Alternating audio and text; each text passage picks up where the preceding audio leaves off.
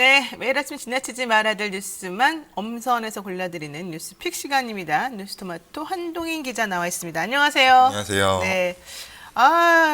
민주당 달라진 것 같아요. 이재명 후보 어제 큰 절을 했다면서요? 큰 절도 하고 민주당 네. 당직자들이 총사퇴를 하기도 했습니다. 예. 그럼 무슨 말씀드리자면 얘기죠? 지금 계속해서 쇄신의 힘을 쓰고 있는 모습인데요. 네. 어제 이재명 후보가 한 말을 전달해 드리자면 민주당 대선 후보로서 지금까지 우리의 민첩하지 못한 국민의 아픈 마음을 더 예민하게 책임지지 못한 점에 대해 사과드린다. 네. 이러면서 큰 절을 했습니다. 그러니까 결국에 이재명 후보가 말하고 싶었던 부분이 있는데 누가 발목을 잡든 장애물이 있든 그 책임을 다하지 못한 것에 대해서는 우리가 사과를 해야 되고 당연하게 이제 해야 될 일을 해야 된다. 이런 그러니까 의미였습니다. 민생개혁 입법 추진 간담회에서 한 말이에요. 그 얘기는. 예, 그렇습니다. 그래서 우리가 키를 잡은 선장인데 힘과 권력과 예산을 주셨다. 그러니까 180석을 받고 이제 관련한 이제 입법 절차들에 대해서 힘을 쏟았어야 되는데 네. 그 부분이 미숙했다. 이 부분이 있기 때문에 입법 드라이브를 걸어야 된다. 이렇게 주문을 한 것이고요. 그 개박 이익 환수법 이 부분에 대해서는 패스트트랙을 통해서라도 통과를 시켜야 된다. 그리고 공공부문 노동이사제가 있는데 이 부분은 네. 단독 입법 처리를 해야 되는 것 아니냐 이렇게 주문을 하면서 180석을 가진 국회가 민주당이 제대로 된 역할을 해야 된다. 이렇게 주문을 했습니다. 그러니까 동시에 이제 당 핵심 당직자들, 이제 사무총장이나 정책위 의장, 이렇게 당 주요 당직자들도 이제 사퇴 의사를 전달을 하면서 네. 이제 이재명을 위한 민주당, 이재명의 민주당을 만들겠다. 이렇게 하면서 계속해서 쇄신하는 모습을 보여주고 있습니다. 그렇군요. 자, 그러면요 이렇게 큰 절하고 사죄하는 모습 국민들은 어떻게 바라볼까요? 계속해서 이제 민주당에서 쇄신의 목소리가 나오고 있는 과정이고 이게 당직자들 사퇴하는 것도 뭐 당 입장에선 큰 거지만 뭐 국민들이 받아들이기엔 작은 부분일 수도 있지만 이렇게 하나하나씩 쇄신을 하고 이재명 후보가 말한 대로 입법으로 성과로 보여준다면 이제 국민들도 조금씩 남은 100일 동안 마음을 변해갈 수 있지 않을까 싶긴 합니다. 네, 어쨌든 그렇게 이제 후보가 큰 절을 하고 그리고 또 당에서 당직자들이 총괄 사퇴를 하면서 새로운 의지를 지금 보여주고 있습니다. 자, 민주당 이재명 후보 지지율 어떻게 바뀔지 계속 살펴봐야 될 것 같습니다. 자, 두 번째 이슈는 검찰이 이게 지금 그 수사를 좀 마무리한 게 아닌가 봐요. 대정동 관련해서. 예. 얘기해 주실까요? 그러니까 중간 수사 결과까지 발표하면서 4명에 대한 배임 조사를 했었는데 이제 이 이후 수사가 어느 방향으로 흘러갈 것이냐가 관심이 집중됐었는데 네. 일단 윗선 수사로 방향을 잡은 것처럼 보입니다. 네. 그러니까 이재명 전 성남시장 시절에 비서실장을 소환 조사를 한 겁니다. 그래서 이제 임승민 전 성남시장 비서실장인데 참고인 신분으로 소환 조사를 했고요. 네. 사업 의사결정 과정에서 성남시가 어느 정도 개입을 했냐 이 부분에 대해서 확인을 한 것으로 보입니다. 그러니까 유동규 당시 성남도시개발공사 본부장이 민간 업자들과 유탁을 하는 과정에서 성남시가 어느 정도까지 개발을 했냐 이제 비서실장을 통해서 확인을 하려는 입장인 것으로 보입니다. 근데 이제 비판을 받는 부분이 있는데 네. 이게 정확한 배임 수사를 하면서 윗선에 대한 정확한 정보라든지 정확한 증거가 나오지 않은 상황에서 네. 여야 균형 맞추기를 하는 그냥 의도적인 그런 수사로 보인다는 얘기가 나오고 있습니다.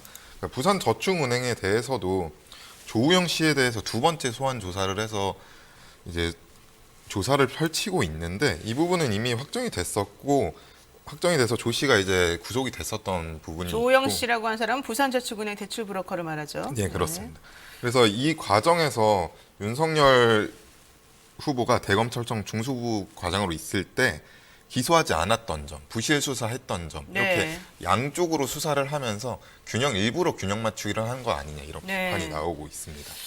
그래서 50억 클럽 부분도 네. 수사가 지금 검찰 지지부진하게 이어가고 있는데 곽 전 의원, 곽상도 전 의원의 혐의에 대해서 구체적으로 혐의를 특정하지 못하고 있습니다. 그리고 전 민정수석 때, 그리고 의원 시절 때, 그리고 대한법률구조공단 이사장을 할 때 그 당시에 네. 어떤 혐의를 가지고 어떻게 했는지 이 부분에 대해서 제대로 특정을 하지 못하고 있어서 곽 전 의원에 대한 소환 조사 일정도 아직 정확하게 정하지 못한 상황입니다. 네, 그러니까 이 대장동 관련해서는 뭐 검찰이 이재명 성남시장 시절에 있었던 임 비서실장 임승민 씨인데요.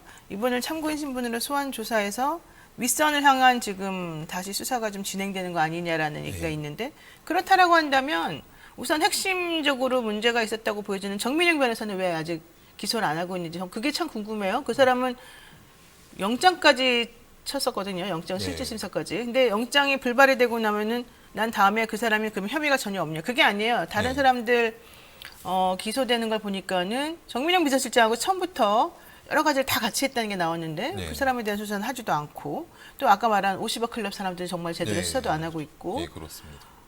그리고 기소가 된 사람들에 대해서도 사실 그 혐의만 가지고는 안 되는 거거든요. 나머지 네. 것들은 하지도 않고 나와 있는 여러 가지 의혹이 있는데 그건 건드리지도 않고 네.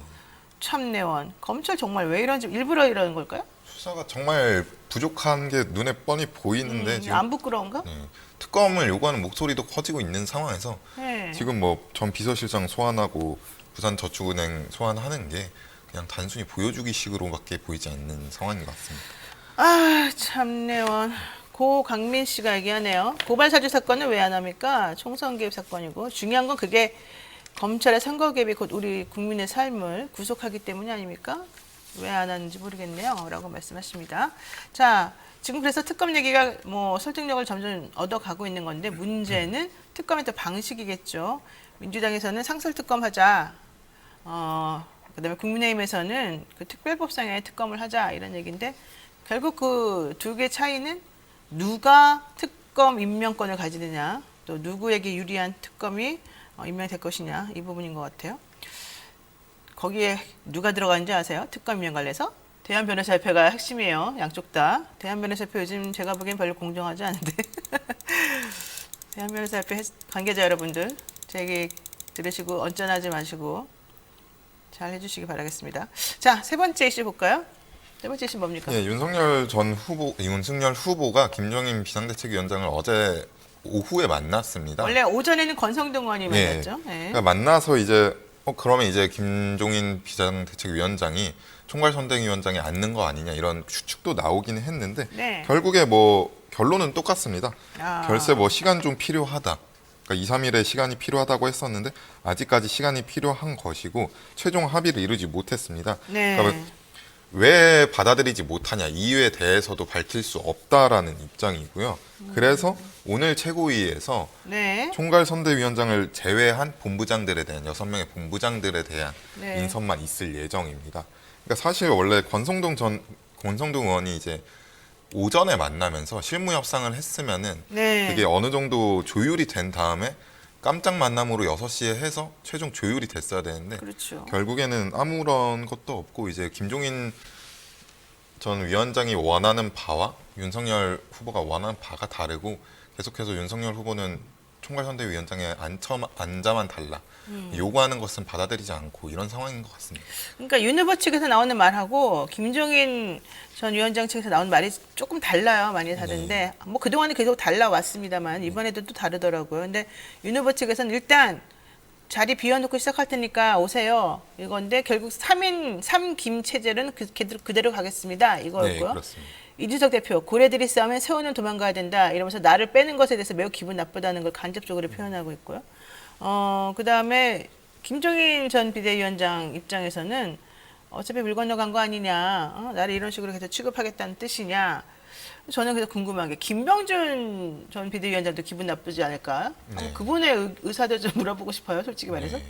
어때요? 굉장히 지금 언론에 노출도 되지 않고 있고 조용히 있는 모습이 이게 과연 상임 선대위원장 역할로서 되게 맞는 좌불안석일 것 것인가. 같은데. 예. 예. 어쨌든 기분 나쁠 것 같은데 이 건으로 인해서 기분 좋은 사람이 아무도 없나요? 다 기분 나쁜가요? 민주당만 기분 좋을까요? 뭐 물밑 접촉을 했다는 얘기도 나오는데 글쎄요 모르겠습니다. 근데 이재명 후보하고 김종인 위원장하고 사실 사이가 좋지 않습니까? 네. 근데 뭐 그렇다고 지금 이 상황에서 김종인 전 비상대책위원장을 모셔오는 거는 민주당에서 당연히 안 네. 모시겠지. 근데 문제는 이제 두 분의 사이는 원만한데 네. 왜 저쪽 가 있냐고. 그냥 그 선거 끝나고 원래 그쪽에 가 있었기 때문에 아니 그렇게 말하지 말고 왜 저쪽 가 있냐고. 넘어가신 지 오래되셨잖아요. 참네요. 아, 이게 참 복잡하더라고요. 예. 한 기자님, 한 기자님 어제 우리 둘이 얼굴 비슷해요. 둘이 통통해서 이런 얘기도 나오는데 오늘도 또 역시 볼통통 얘기 나오는데 이제 아주 이 별명이 바뀌었습니까? 볼통통으로? 하려고 합니다. 아, 그래요? 네, 한정희 기자 오늘 수고 많으셨어요. 네. 네, 지금 여러분께서는요, 노영희 뉴스 인사이드 함께하고 계십니다. 잠시 기다리시면 이슈 삼합 돌아오겠습니다.